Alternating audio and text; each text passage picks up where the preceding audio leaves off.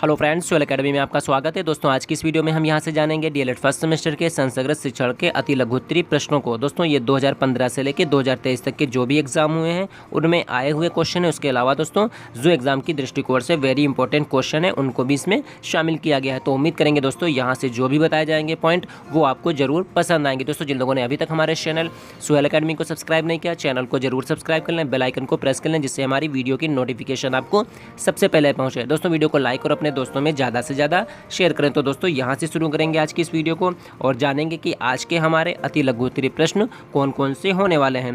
दोस्तों वीडियो को बिना स्किप किए हुए एंड तक ज़रूर देखिए और दोस्तों वीडियो को अपने डीएलएड फर्स्ट सेमेस्टर के जितने भी साथी हैं उन सब में ज़्यादा से ज़्यादा शेयर करें। तो दोस्तों यहाँ से शुरू करेंगे पहला क्वेश्चन कि वाचन शब्द किस धातु से बना है। ठीक है, तो यहाँ पर पूछ रहा है जो ये वाचन शब्द है किस धातु से बना हुआ है। तो इसका आंसर दोस्तों आपको इस तरीके से लिखना है कि वाचन शब्द वाक धातु से बना है, जिसका अर्थ है वाणी अथवा कथन। ठीक है, तो यहाँ पे वाचन शब्द किस शब्द से बना है, ये वाक धातु से बना है। ठीक, उसके बाद दोस्तों अगला क्वेश्चन फिर यहाँ पर आता है कि नवविंशति शब्द का अर्थ हिंदी में लिखिए। ठीक है, तो यहाँ पर नवविंशति शब्द का अर्थ हो जाएगा 29 यानी 29 यहाँ पर हो जाएगा। ठीक है, ये हिंदी में अर्थ इसका हो जाएगा 29। ठीक, तो दोस्तों अच्छे से इन प्रश्नों को तैयार कर लीजिएगा। ठीक, उसके बाद दोस्तों यहाँ से अगला क्वेश्चन आता है कि लाख को संस्कृत में क्या लिखते हैं। ठीक है, तो लाख को संस्कृत में लिखते हैं लक्ष्य यहाँ पे। ठीक है, उसके बाद दोस्तों अगला क्वेश्चन फिर यहाँ पर आता है कि 60-63 का अर्थ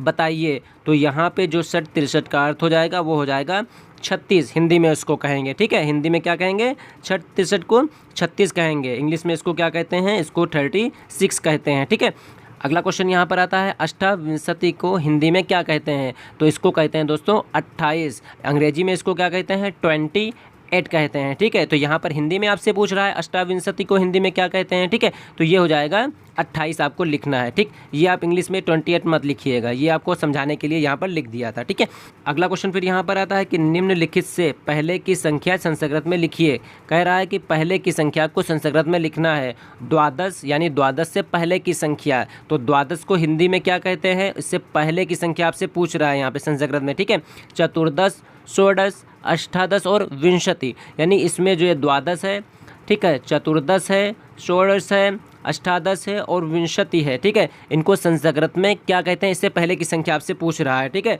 तो पहले की संख्या संस्कृत में क्या हो जाएगा, द्वादश। द्वादश का हो जाएगा पहले की संख्या एकादश। ठीक है, द्वादश कहते हैं 12 को, एकादश कहते हैं यहाँ पे 11 को। ठीक है, चतुर्दश कहते हैं 14 को और पहले की संख्या क्या हो जाएगी, त्रयोदश यानी 13 हो जाएगी। ठीक है, यहाँ पे षोडश कहते हैं 16 को। ठीक है, समझिए यहाँ से। ठीक, षोडश कहते हैं यहाँ पे 16 को। ठीक है, तो 16 से पहले की संख्या 15 होगी, 15 को संस्कृत में क्या कहते हैं, पंचादश कहते हैं। ठीक है, उसके बाद यहाँ पर अष्टादश, अष्टादश को यहाँ पर कहते हैं 18 यहाँ पे। ठीक है, और यहाँ पे जो सप्तदश यहाँ पर है, ठीक है, तो इस सप्तदश को कहेंगे 17 यहाँ पे। ठीक, तो आपको ये नाम याद करना है। ठीक है, उसके बाद विंशति, विंशति कहते हैं यहाँ पे 20 को। ठीक है, और उससे पहले की संख्या यहाँ पे संस्कृत में क्या हो जाएगी, एकोनविंशति। ठीक है, यानी 19 यहाँ पे। ठीक, समझ गए। तो आपको क्या करना है, आपको इसी तरीके से संस्कृत में यहाँ पर पहले की संख्या संस्कृत में आपको लिखनी है द्वादश, चतुर्दश, षोडश, अष्टादश और विंशति की। ठीक है, तो द्वादश का हो जाएगा एकादश, चतुर्दश का हो जाएगा त्रयोदश, षोडश का हो जाएगा पंचादश, उससे पहले की संख्या है ना, पहले की संख्या पूछ रहा है, अष्टादश की पहले की संख्या हो जाएगी सप्तदश और विंशति उससे पहले की संख्या क्या हो जाएगी, एकोनविंशति। ठीक है, तो उम्मीद करेंगे इसको अच्छे से आप समझ रहे होंगे। दोस्तों जितनी अच्छी हो सके उतनी अच्छी आप तैयारी कर लीजिए। अगला क्वेश्चन यहाँ पर फिर आता है कि 1000 को संस्कृत में क्या कहते हैं। ठीक है, तो 1000 को संस्कृत में कहते हैं सहस्त्र यहाँ पे। ठीक, उसके बाद दोस्तों अगला क्वेश्चन फिर यहाँ पर आता है कि निम्नलिखित शब्दों को संस्कृत में लिखिए। 4, 7, 10, 12 इनको संस्कृत में लिखना है। तो 4 को संस्कृत में चत्वारः कहते हैं। ठीक है, 7 को सप्त कहते हैं, 10 को यहाँ पे दश कहते हैं, 12 को यहाँ पे द्वादश कहते हैं। ठीक, तो आपको यहाँ पे संस्कृत में लिखना है। तो आप अच्छे से क्या करिएगा, संस्कृत में जो संख्याएं होती हैं उनको ध्यान रखिएगा और उनको हिंदी में क्या कहते हैं इनको ध्यान में रखिएगा। ठीक है, तो इस पर दोस्तों एक वीडियो हमारी बनी है, उसमें 50 संस्कृत की संख्याओं को किस तरीके से संस्कृत की वो संख्या होंगी, किस तरीके से वो हिंदी में संख्याएं कन्वर्ट होती हैं। ठीक है, उनको बताया गया है। तो आप लोग अच्छे से उनको देख लीजिएगा, डिस्क्रिप्शन बॉक्स में उसका लिंक डाल देंगे, अच्छे से उसको समझ लीजिएगा। ठीक है, उसके बाद दोस्तों अगला फिर क्वेश्चन यहाँ पर आता है कि निम्नलिखित के बाद की संख्या को संस्कृत में लिखिए। ठीक है, यानी यहाँ पर ये बाद की संख्या एकः, त्रय, पंच, सप्तम और नम, इनके बाद की संख्या यहाँ पर पूछ रहा है। तो एका की बाद की संख्या, एका को क्या कहते हैं? एक कहते हैं। एक के बाद क्या आता है? दो आता है, तो दो को संस्कृत में क्या कहते हैं? दो कहते हैं, ठीक है। त्रय, ठीक है, तीन होता है, यहाँ पे चातवार यानी चार हो जाएगा, पंच हो जाएगा पाँच, उसके बाद की संख्या पूछ रहा है तो सठ हो जाएगा, है ना। उसके बाद सप्तम, यहाँ पे सप्तम होता है सात, सात के बाद क्या आता है? आठ आता है, आठ को संस्कृत में क्या कहते हैं? अष्टम कहते हैं हम। नौ, ठीक है, नौ के बाद की संख्या कौन सी आती है? दशम आती है, ठीक है। तो ये दोस्तों यहाँ पर एक का दो हो जाएगा, अगली संख्या त्रय का चातवर, पंच का षष्ठ, सप्तम का अष्टम, नौ का दशम हो जाएगा। क्लियर? यहाँ से समझिए इसको अच्छे से इसको, ठीक है। उसके बाद अगला क्वेश्चन फिर यहाँ पर आता है कि पंचदश को हिंदी में क्या कहते हैं? तो पंचदश को हिंदी में 15 कहते हैं, ठीक। याद रखिएगा दोस्तों, अच्छे से इनको तैयार कर लीजिएगा, ठीक। अगला क्वेश्चन यहाँ पर आता है, संस्कृत शिक्षण में चार्ट का प्रयोग करते समय ध्यान देने योग्य दो बातें बताइए। यानी जिस समय संस्कृत शिक्षण होता है, इसमें जब हम चार्ट का यूज़ करते हैं तो उस समय ध्यान देने के लिए कौन सी हमें दो बातें ध्यान में रखनी होंगी, ठीक है। तो यहाँ पे संस्कृत शिक्षण में चार्ट का प्रयोग करते समय ध्यान देने योग्य दो बातें कौन सी हो जाएंगी? चार्ट सरल और प्रकरण केंद्रित होना चाहिए। दोस्तों हमेशा कोई भी शिक्षण यहाँ पर हो, चाहे संस्कृत हो, चाहे मैथ हो, चाहे साइंस हो, चाहे हिंदी हो, कोई भी टीचिंग सब्जेक्ट हो, यहाँ पे आप किसी भी कोई भी सब्जेक्ट का टीचिंग आप कर रहे हैं, ठीक है, तो वहाँ पे जो चार्ट होगा वो बहुत ही सरल और जो भी टॉपिक आप पढ़ाएंगे उस टॉपिक से रिलेटेड होना चाहिए, ठीक है। समझ गए? चार्ट सरल हो, ठीक, और उसके बाद टॉपिक से रिलेटेड हो। दूसरा, ये प्राकृतिक और कलात्मक रूप से निर्मित होना चाहिए, यानी इसमें कम से कम पैसा आप यूज़ करिए। कैसा होना चाहिए? प्राकृतिक और कलात्मक, बढ़िया सा मतलब लगे, अट्रैक्टिव लगे दूर से, ठीक है। ये चीज़ें यहाँ पर होती हैं। अगला फिर यहाँ पर आता है कि संस्कृत में कुल कितने वाचन होते हैं, ठीक। तो संस्कृत में कुल वाचन होते हैं 3 रूप से संभव इसमें हो जाएगा, ठीक है। तो संस्कृत शिक्षण में वाचन मुख्यतः 3 रूप से संभव होता है, आदर्श वाचन, अनुकरण वाचन, उसके बाद होता है मौन वाचन। तो दोस्तों यहाँ पर संस्कृत हो गया, हिंदी हो गया, जो भी लैंग्वेज होंगी, इंग्लिश हो जाएगी यहाँ पे, ठीक है। समझिए यहाँ से क्या है आदर्श वाचन में ये होता है जब शिक्षक पढ़ाता है अपने क्लास में, ठीक है, तो उसको क्या कहते हैं? आदर्श वाचन, जिसमें क्या होगा? स्टूडेंट चुपचाप सुनेगा बैठ के। अनुकरण वाचन में क्या होगा? अनुकरण वाचन में क्या होता है? जो शिक्षक पढ़ा चुका होता है, जब स्टूडेंट उनको पढ़ते हैं वो, ठीक है, तो उसको कहते हैं अनुकरण वाचन, ठीक। और मौन वाचन में क्या होता है? मौन वाचन में साइलेंट रीडिंग यहाँ पर होती है, ठीक है। तो इसमें क्या होगा? बच्चा क्या करेगा? शांतिपूर्वक बैठ के मन में, है ना, तो मन में इसको यहाँ पर मौन वाचन करता है, चुपचाप बैठ के खामोशी से मौन वाचन करेगा, ठीक। तो हिंदी शिक्षण हो गया, इंग्लिश शिक्षण हो गया, ठीक है। उसके बाद जो भी लैंग्वेज होती हैं उन सब में यही आदर्श वाचन होता है, अनुकरण वाचन होता है, फिर उसके बाद मौन वाचन होता है। समझिए आदर्श वाचन क्या था? आदर्श वाचन में शिक्षक पढ़ता है, अनुकरण वाचन में क्या होता है? स्टूडेंट पढ़ता है, ठीक है। और उसके बाद मौन वाचन में ये सबके लिए बेहतर होता है, ये याद करने का सबसे बेस्ट तरीका होता है मौन वाचन, ठीक। उसके बाद दोस्तों अगला यहाँ पर फिर आता है आदर्श वाचन क्या होता है। देखिए पूछ रहा कि आदर्श वाचन क्या यहाँ पर। तो आदर्श वाचन के तहत जब शिक्षक कक्षा में किसी पाठ को पढ़कर बच्चों को सुनाता है तो इस पाठ को पढ़ते वक्त शुद्ध उच्चारण, विराम चिन्ह, उचित हाव भाव और उतार चढ़ाव के साथ वाचक क्रिया को पूर्ण करते हैं, ठीक है। तो ये क्या हो जाएगा? ये हो जाएगा आदर्श वाचन। कौन कर रहा है आदर्श वाचन? ये शिक्षक कर रहा है। कहाँ पे कर रहा है? कक्षा में कर रहा है। किसके सामने? बच्चों के सामने, ठीक है। और इसमें कौन कौन सी बातों का ध्यान रखना चाहिए? तो जो टीचर होता है वो रखता है कि शुद्ध उच्चारण हो, यानी जो पढ़ा रहा हो बिल्कुल शुद्ध हो, उचित विराम चिन्हों का प्रयोग हो, उचित हाव भाव हो और उतार चढ़ाव जो है, ठीक, उतार चढ़ाव के साथ साथ जो वाचक क्रिया हैं इनको वो पूर्ण करेगा, ठीक है। तो आदर्श वाचन करते समय इन सब चीज़ों का बहुत ही ध्यान रखा जाता है। उसके बाद दोस्तों अगला क्वेश्चन यहाँ पर आता है कि शाश्वर वाचन से क्या तात्पर्य है, यानी शाश्वर वाचन से आप क्या समझते हैं। तो शाश्वर वाचन होता है स्वर सहित किया जाने वाला वाचन, शाश्वर वाचन कहलाता है। मौन वाचन क्या होता है? मौन वाचन में तो खामोशी के साथ रीडिंग की जाती है, पढ़ा जाता है, लेकिन शाश्वर वाचन में हो जाएगा कि वाचन यानी स्वर के साथ, यानी तेज आवाज़ के साथ आप क्या करेंगे? शाश्वर वाचन करेंगे यहाँ पे, ठीक है। उसके बाद देखिए यहाँ पर अगला क्वेश्चन आ गया कि मौन वाचन किसे कहते हैं। तो विषय वस्तु को एकाग्रचित्त होकर मन ही मन पढ़कर अर्थ ग्रहण करना मौन वाचन कहलाता है। तो दोस्तों जो भी शाश्वर वाचन हो गया, मौन वाचन हो गया, आदर्श वाचन हो गया, अनुकरण वाचन हो गया, क्योंकि दोस्तों आप फ्यूचर के टीचर बनने जा रहे हैं तो आपके लिए जानना बेहद ही ज़रूरी हो जाता है कि अनुकरण वाचन क्या होता है, ठीक है। अनुकरण वाचन क्या होगा, आदर्श वाचन क्या हो जाएगा, ठीक है। उसके बाद दोस्तों शास्वर वाचन क्या होता है। तो आप दोस्तों इनको अच्छे से याद कर लीजिए, समझ लीजिए, क्योंकि आपके लिए वेरी वेरी इंपॉर्टेंट यहाँ से हो जाएगा, ठीक। अगला क्वेश्चन यहाँ पर फिर आता है, मौन वाचन कितने प्रकार का होता है। तो मौन वाचन होता है 2 प्रकार का, एक होता है गहन पठन, ठीक है, ये वाचन होता है, एक होता है द्रुत यानी तेज गति से। तो गहन पठन में क्या होगा, आप अच्छे से डीपली पढ़ेंगे, उसको याद करेंगे ध्यान से। और द्रुत पठन में क्या होता है, पाठन में क्या होगा, तो द्रुत पाठन में क्या होगा, आप जो भी चीज़ होती है साइलेंट रीडिंग में क्या होता है, ठीक। मौन वाचन में क्या होगा कि जब आप मन में पढ़ेंगे किसी चीज़ को तो बहुत स्पीड में वो पढ़ लेंगे, तेज़ गति से उसको, ठीक है। तो 2 तरीके से यहाँ पर ये हो जाता है, ठीक। उसके बाद दोस्तों अगला क्वेश्चन यहाँ पर फिर आता है कि उच्चारण के अभ्यास में किस सामग्री का प्रयोग अत्यंत आवश्यक है। तो उच्चारण के अभ्यास में श्यामपट्ट का उपयोग अत्यंत आवश्यक होता है। दोस्तों श्यामपट्ट उच्चारण जब अभ्यास होता है वहाँ पे, तो बच्चे क्या करते हैं, वो गलत जो उच्चारण करते हैं, ठीक है।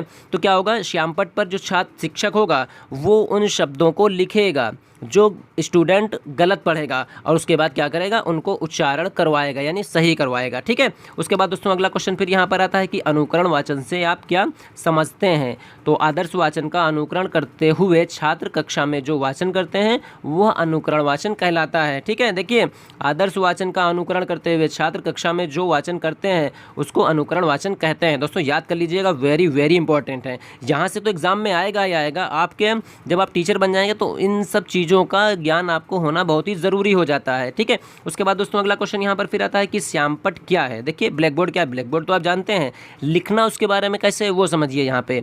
तो श्यामपट्ट एक काला बोर्ड होता है जिस पर अध्यापक शिक्षण संबंधी जानकारी को लिखता है। बस आप ये लिख दीजिए, 1 नंबर आपका पक्का हो गया, ठीक है।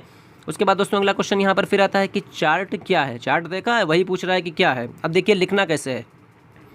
चार्ट जानकारी को दृश्य रूप में प्रस्तुत करने की एक विधि है। जो भी जानकारी होती है उसको कैसे दृश्य रूप में दिखाई देता है, ठीक है। जैसे आपको पेड़ बनाना है तो यहाँ पे इस तरीके से आप पेड़ बना दीजिए, ठीक है। पर्वत आपको बनाना है तो इस तरीके से पर्वत बना दीजिए, उस पर बच्चों को बता देंगे कि भैया ये पेड़ है, ठीक है, ये पहाड़ है, पर्वत है, इस तरीके से आप बता देंगे, ठीक। वो चीज़ें यहाँ पे चलती हैं। तो दृश्य रूप में चार्ट पे ही दिखाया जाता है। चार्ट के माध्यम से शिक्षा की विभिन्न प्रक्रियाएँ जो भी होती हैं, प्रति और सूचनाओं को सुगमता से छात्रों को समझाया जा सकता है, ठीक। तो चार्ट पे अगर आप कोई चीज़ बना के ले जाएंगे तो क्या होगा, वो अच्छे से बच्चों के समझ में आ जाता है, ठीक है। तो अगला क्वेश्चन यहाँ पर आता है कि निम्नलिखित वाक्यों का हिंदी से संस्कृत में अनुवाद करना, यानी हिंदी से संस्कृत में ट्रांसलेट करना है। राम घर में है, ठीक है, तो इसका संस्कृत क्या हो जाएगा, राम गृह अस्ति, ठीक। अगला यहाँ पर आता है कि कमल तालाब में खिलते हैं, तो इसका जो अनुवाद होगा वो हो जाएगा कमलानी सरोवरे विक्षंति, ठीक।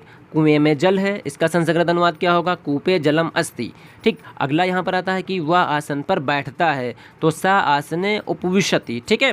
तो इस तरीके से संस्कृत में अनुवाद हो जाएंगे, आप अच्छे से इनको तैयार कर लीजिए, ठीक है। उसके बाद अगला यहाँ पर आता है पक्षियों में कौवा ध्रुत है, तो खगेशु काका ध्रुते अस्ति।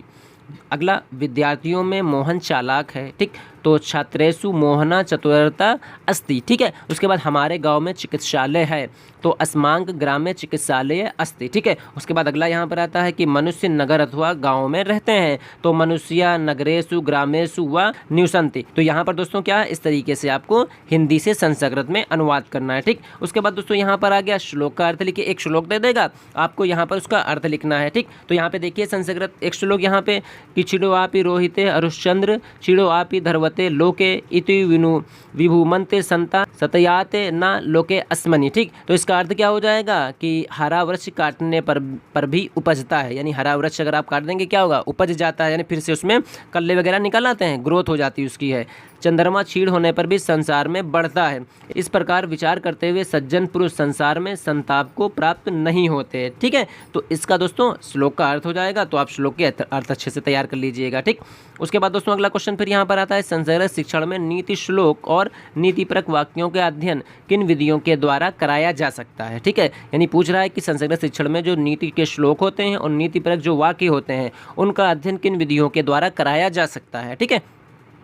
तो संस्कृत शिक्षण में नीति श्लोकों का और नीतिपरक वाक्यों का अध्ययन परंपरागत विधि गीत और नाट्य प्रणाली, व्याख्यान विधि, अन्वय विधि, दंडवान विधि, खंडवान चित्रों के द्वारा और फ्लैश कार्डों के द्वारा दोस्तों कराया जा सकता है, ठीक है। उसके बाद दोस्तों अगला क्वेश्चन फिर यहाँ पर आता है कि वीर भोग्या वसुंधरा सूक्ति का अर्थ लिखिए। ठीक है, यानी एक सूक्ति यहाँ पर दी है, वीर भोग्या वसुंधरा, तो इसका अर्थ हो जाएगा यह पृथ्वी वीर पुरुषों के लिए भोगनीय है। ठीक है, उसके बाद दोस्तों अगला क्वेश्चन यहाँ पर फिर आता है कि जल बिंदु निपातेन एवं घट पूर्यति वाक्य का अर्थ बताइए। तो इसका अर्थ हो जाएगा कि एक एक बूंद से ही घड़ा भर जाता है। ठीक है, जल बिंदु निपातेन एवं घट पूर्यति, एक एक बूंद से घड़ा भर जाता है। तो दोस्तों यहाँ पर क्या है, अगर आप एक एक बूंद से यहाँ पर घड़ा भर रहा, अगर आप एक एक क्वेश्चन को अच्छे से तैयार करेंगे, एक एक प्रश्नों को आप अच्छे से तैयार करेंगे, वो क्या होंगे, एक एक नंबर के होंगे, तो आपका स्कोर कितना हो जाएगा, 25 में ज़्यादा से ज़्यादा हो जाएगा। आप टारगेट बनाइए कि हमें संस्कृत शिक्षण में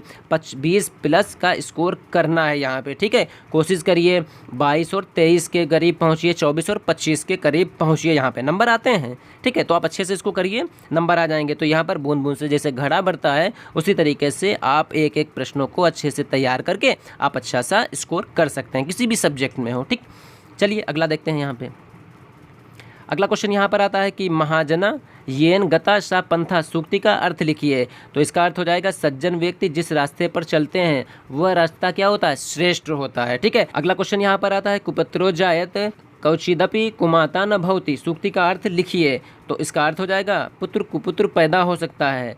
ठीक, पर माता कभी भी कुमाता यानी बुरी नहीं हो सकती है। यहाँ पर कु का अर्थ होता है बुरा, यहाँ पर हो जाता है। ठीक है, तो यानी यहाँ पर बताया गया, जैसे एक श्लोक सूक्ति यहाँ पर दी है कि कुपुत्रो जायत कौचिदपि कुमाता न भवति, यानी पुत्र जो होगा वो कुपुत्र यानी बुरा पैदा हो सकता है, लेकिन जो माता होती है वो कभी कुमाता यानी वो बुरी नहीं हो सकती है। ठीक है, अगला फिर यहाँ पर आता है क्वेश्चन कि विद्या धर्मेण शोभते वाक्य का अर्थ बताइए। वेरी वेरी इंपॉर्टेंट है दोस्तों यहाँ पे। ठीक है, तो इसका अर्थ हो जाएगा विद्या धर्म से ही शोभा देती है। अगला क्वेश्चन यहाँ पर फिर आता है कि संस्कृत शिक्षण में उच्चारण अभ्यास के लिए अपनाई जाने वाली 4 विधियाँ कौन कौन सी होती हैं। ठीक है, तो यहाँ पे संस्कृत शिक्षण में उच्चारण अभ्यास के लिए अपनाई जाने वाली 4 विधियाँ हो जाएंगी। पूर्ण विधि, दूसरी हो जाएगी खंड विधि, तीसरी हो जाएगी पूर्ण और खंड विधि, चौथी यहाँ पर हो जाएगी ध्वन्यात्मक विधि। ठीक, उसके बाद दोस्तों अगला क्वेश्चन फिर यहाँ पर आता है कि ऑडियो क्लिप से संबंधित 2 उपकरणों के नाम लिखिए। तो ऑडियो क्लिप से संबंधित 2 उपकरण हो जाएंगे आकाशवाणी और ध्वनि अभिलेख। ठीक, उसके बाद दोस्तों अगला क्वेश्चन यहाँ पर आता है संस्कृत शिक्षण को रुचिकर बनाने के लिए 3 सहायक विधाओं के नाम लिखिए यहाँ पे। ठीक है, तो यहाँ पे संस्कृत शिक्षण को रुचि बनाने के लिए 3 सहायक विधाएं कौन कौन सी हो जाएंगी, उनको यहाँ से जानेंगे। तो सबसे पहले होता है करके सीखना, तो यहाँ पे पहली हो जाएगी करके सीखना विधि, यानी खुद आपको यहाँ पे करके सीखना है। ठीक है, उसके बाद अनुकरण विधि, उसके बाद हो जाएगी सामूहिक कार्य विधि यहाँ पे। ठीक है, उसके बाद दोस्तों अगला क्वेश्चन फिर यहाँ पर आता है कि वीडियो क्लिप से आप क्या समझते हैं। तो वीडियो क्लिप एक दृश्य श्रव्य साधन के रूप में जाने वाली सहायक शिक्षण सामग्री है, जिसमें विषय सामग्री अधिक आकर्षक, रुचिकर, सरल और सुबोध बन जाती है। ठीक है, तो ये वीडियो क्लिप की बात चल रही है यहाँ पे है। ठीक, उसके बाद दोस्तों अगला क्वेश्चन यहाँ पर आता है कि संस्कृत शिक्षण में ऑडियो क्लिप के 2 महत्व बताइए। तो संस्कृत शिक्षण में ऑडियो क्लिप के 2 महत्व निम्नलिखित हैं। पहला हो जाएगा उच्चारण को सही ढंग से समझने के लिए ऑडियो क्लिप की महत्वपूर्ण भूमिका होती है। ठीक है, यानी जो उच्चारण होगा उसको सही ढंग से समझने के लिए जो ऑडियो क्लिप होगी उसकी बहुत ही बेहतरीन भूमिका होती है, यानी महत्वपूर्ण भूमिका यहाँ होगी। ठीक है, दूसरा हो जाएगा ऑडियो क्लिप के द्वारा छात्र विषय वस्तु को बार बार अपनी सुविधा के अनुसार सुन सकते हैं। ठीक है, तो ये वीडियो ऑडियो क्लिप की भूमिका हो जाती है। उसके बाद अगला क्वेश्चन यहाँ पर आता है स्था धातु लन लकार प्रथम पुरुष के 3 वचनों के रूप लिखिए। कौन सी धातु यहाँ पर, अस्था धातु है, तो इसका जो अर्थ हो जाएगा अतिष्ठित, अतिष्ठाम और अतिष्ठन। ठीक, अगला यहाँ पर आता है कि राम शब्द की चतुर्थ विभक्ति के 3 वचनों के रूप लिखिए। तो राम शब्द की चतुर्थ विभक्ति यहाँ पर पूछ रहा है, तीनों वचनों के रूप यानी एक वचन, द्विवचन और बहुवचन के रूप। तो यहाँ पर एक वचन हो जाएगा रामाय, द्विवचन हो जाएगा रामाभ्यम और बहुवचन हो जाएगा रामेभ्या। ठीक, उसके बाद दोस्तों अगला क्वेश्चन यहाँ पर एतद नपुंसकलिंग प्रथमा विभक्ति बहुवचन के रूप लिखिए। तो इसका आंसर हो जाएगा एतानी। ठीक है, अगला क्वेश्चन यहाँ पर आता है कि प्रित सखी इदम ककुब अप अदस में संज्ञा और सर्वनाम को अलग अलग छांट कर लिखना है। ठीक है, तो यहाँ पर संज्ञा क्या हो जाएगी, प्रित और सखी यहाँ पर हो जाएगी, यानी यहाँ पर ये शब्द दिए हैं इनमें आपको संज्ञा और सर्वनाम को अलग अलग लिखना है। तो यहाँ पे संज्ञा क्या हो जाएगी, प्रित और सखी, सर्वनाम क्या हो जाएगा इदम ककुब अप और अदस। संज्ञा क्या होती है, किसी का भी नाम होता है। सर्वनाम क्या होता है, जो संज्ञा के स्थान पर यूज़ किया जाता है, जो बोला जाता है। ठीक है, उसके बाद अगला यहाँ पर हित मनोहारी च दुर्लभ सूक्ति, ये नीति परक होती है। ठीक है, इसका अर्थ आपको देना है यहाँ पे। तो हितकारी और मनोहारी वचन दुर्लभ होते हैं। तो वेरी इंपॉर्टेंट दोस्तों क्वेश्चन है यहाँ पे। ठीक है, अगला क्वेश्चन फिर यहाँ पर आता है कि पुल्लिंग, स्त्रीलिंग और नपुंसकलिंग शब्दों की अलग अलग सूची बनाइए। तो यहाँ पर सूची बनाइए, या कभी कभी ऐसे पूछ लेता है कि पुल्लिंग, स्त्रीलिंग और नपुंसकलिंग शब्द आपको लिखना है। तो यहाँ पर पुल्लिंग क्या हो जाएगा, यानी जो पुल्लिंग होगा राजन, हिमालय, सागर, ठीक है। उसके बाद स्त्रीलिंग नदी और वधु यहाँ पर हो जाएगा। नपुंसकलिंग फलम, पुस्तकम और सौंदर्यम, यहाँ पे ये नपुंसकलिंग हो गया। कभी कभी आपसे शब्द दे देगा, आपको छांट के अलग अलग लिखना है। कभी कभी आपसे पूछ लेगा कि पुल्लिंग शब्द बताइए, स्त्रीलिंग शब्द लिखिए और नपुंसकलिंग शब्द आप लिखिए, ठीक है। तो आप पुल्लिंग शब्दों को, स्त्रीलिंग शब्दों को और नपुंसकलिंग शब्दों को अच्छे से तैयार कर लीजिए दोस्तों, ठीक है। अगला क्वेश्चन यहाँ पर आता है, गम धातु के रूप लट लकार प्रथम पुरुष तीनों वचनों के रूप लिखिए। तो एक वचन यहाँ पर हो जाएगा गच्छसि, द्विवचन हो जाएगा गच्छता, बहुवचन हो जाएगा गच्छत यहाँ पे, ठीक है। अगला क्वेश्चन यहाँ पे, राम शब्द प्रथम विभक्ति एक वचन व बालक शब्द द्वितीय विभक्ति बहुवचन के रूप लिखिए, ठीक। तो यहाँ पे राम का हो जाएगा दोस्तों रामः और बालक का हो जाएगा बालकः, ठीक है। उसके बाद दोस्तों अगला क्वेश्चन फिर यहाँ पर आता है, समझिए इसको, कितना अच्छा क्वेश्चन यहाँ पर है, ठीक है। कि राम, हरि, गुरु, सर्व, तद, युष्मद, अस्मद शब्दों में से संज्ञा और सर्वनाम को अलग अलग छांट कर लिखना है, ठीक। तो यहाँ पे देखिए फिर दे दिया, राम, हरि, गुरु, सर्व, तद, युष्मद, अस्मद शब्दों में से संज्ञा और सर्वनाम। तो यहाँ पे संज्ञा शब्द क्या हो जाएंगे, राम, हरि और गुरु हो जाएंगे, ठीक। सर्वनाम शब्द क्या हो जाएंगे, सर्व, तद, युष्मद और अस्मद, ये सर्वनाम शब्द हो जाएंगे। अगला क्वेश्चन यहाँ पर फिर आता है कि सेवक स्वकार्यम अकरोतम संस्कृत वाक्य का हिंदी में अर्थ लिखिए। तो सेवक स्वकार्यम अकरोत का अर्थ हो जाएगा सेवक ने अपना कार्य किया, ठीक। उसके बाद दोस्तों अगला क्वेश्चन फिर यहाँ पर आता है, धातुओं की संख्या लगभग कितनी होती है। तो धातुओं की संख्या लगभग होती है 2012। अगला क्वेश्चन यहाँ पर आता है कि रमा शब्द का सप्तमी विभक्ति बहुवचन का रूप लिखिए। क्या पूछ रहा है, रमा शब्द का सप्तमी विभक्ति का बहुवचन रूप। तो बहुवचन हो जाएगा रमाशु, ठीक। अगला क्वेश्चन फिर यहाँ पर आता है, चार्ट का मुख्य उद्देश्य क्या है। तो किसी भी चार्ट का मुख्य उद्देश्य होता है किसी प्रत्यय या सिद्धांत को प्रदर्शित करना, ठीक है। चार्ट जो होता है उसका यूज यहाँ पर पूछ रहा है। अगला क्वेश्चन यहाँ पर आता है कि मुनिभि शब्द किस विभक्ति तथा वचन में है। तो ये जो मुनिभि शब्द है ये तृतीय विभक्ति बहुवचन के रूप में है, ठीक है। अगला क्वेश्चन यहाँ पर आता है कि युष्मभियम शब्द किस विभक्ति और बहुवचन में है। तो ये जो युष्मभियम शब्द है ये षष्ठी विभक्ति बहुवचन में है, ठीक है। उसके बाद दोस्तों अगला क्वेश्चन यहाँ पर फिर आता है, किन्हीं दो पशुओं के नाम संस्कृत में लिखिए। तो दो पशुओं के नाम संस्कृत में याद कर लीजिए, गजा और कुक्र यहाँ पर आ जाएगा, ठीक। उसके बाद अगला क्वेश्चन यहाँ पर, भवत शब्द का पुल्लिंग और स्त्रीलिंग दोनों प्रथम विभक्ति के सभी वचनों के रूप लिखिए। तो यहाँ पे पुल्लिंग हो जाएगा भवान, भवंतो, भवंता, ठीक है। और उसके बाद स्त्रीलिंग में यहाँ पर हो जाएगा भवती, भवतियो और भवत्स, ठीक। अगला क्वेश्चन आता है, संस्कृत में कितने पुरुष होते हैं, नाम लिखिए। तो संस्कृत में पुरुष होते हैं 3, याद रखिएगा, प्रथम पुरुष, मध्यम पुरुष और उत्तम पुरुष। अगला क्वेश्चन यहाँ पर, दो पक्षियों के नाम संस्कृत में लिखिए। तो यहाँ पर दो पक्षियों के नाम संस्कृत में हो जाएगा, ये संस्कृत हो गया। इसको हिंदी में क्या कहते हैं, तो ये संस्कृत और हिंदी, शुका, शुका को हिंदी में कहते हैं तोता, काका को हिंदी में कहते हैं कौवा। तो यहाँ पे ये संस्कृत में दो नाम, एक नाम हो गया शुका, दूसरा नाम हो गया काका यहाँ पे, ठीक है। शुका को संस्कृत में क्या, हिंदी में क्या कहते हैं, तोता, काका को हिंदी में क्या कहते हैं, कौवा कहते हैं, ठीक है। उसके बाद दोस्तों अगला क्वेश्चन यहाँ पर आता है, अपने आसपास की किन्हीं 5 पशुओं के नाम संस्कृत में लिखिए, ठीक। तो श्वान हो जाएगा, धेनु हो जाएगा, गजा हो जाएगा, वानरा हो जाएगा, अश्वा हो जाएगा, ठीक है। श्वान को हिंदी में क्या कहते हैं ये भी समझ लीजिए, कुत्ता कहते हैं। धेनु को हिंदी में गाय कहते हैं। गजा को हिंदी में हाथी कहते हैं। वानरा को हिंदी में बंदर कहते हैं। अश्वा को हिंदी में घोड़ा कहते हैं। कभी कभी दोस्तों आपसे पूछ लेगा, ये संस्कृत नाम दे देगा, पूछ लेगा हिंदी में नाम बताइए। कभी हिंदी में दे देगा और आपसे पूछेगा कि इनका संस्कृत में नाम बताइए। तो अच्छे से इनको तैयार कर लीजिएगा, ठीक है। उसके बाद दोस्तों अगला क्वेश्चन यहाँ पर फिर आता है कि फलेन शब्द की विभक्ति और वचन बताइए। तो फलेन जो शब्द है इसका तृतीय विभक्ति ये एक वचन है। अगला दोस्तों यहाँ पर फिर आता है कि 1 से 10 तक की संख्याओं को संस्कृत में लिखिए। तो दोस्तों 1 से 50 तक गिनती, इसका वीडियो का लिंक डिस्क्रिप्शन बॉक्स में मौजूद है, आप लोग इनको अच्छे से समझ लीजिएगा, ठीक। तो यहाँ पर हम लोग देखेंगे, एक को कहेंगे एका, एकम, एका।